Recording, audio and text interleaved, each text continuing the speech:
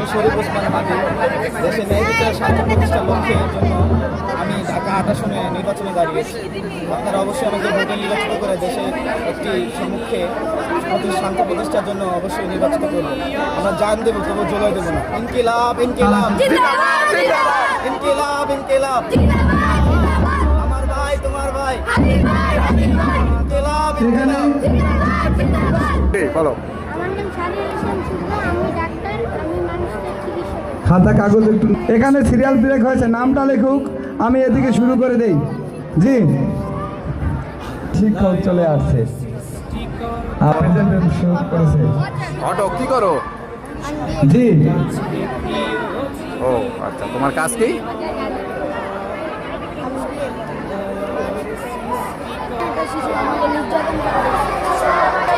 বিচারক মন্ডলী যারা রয়েছেন এখানে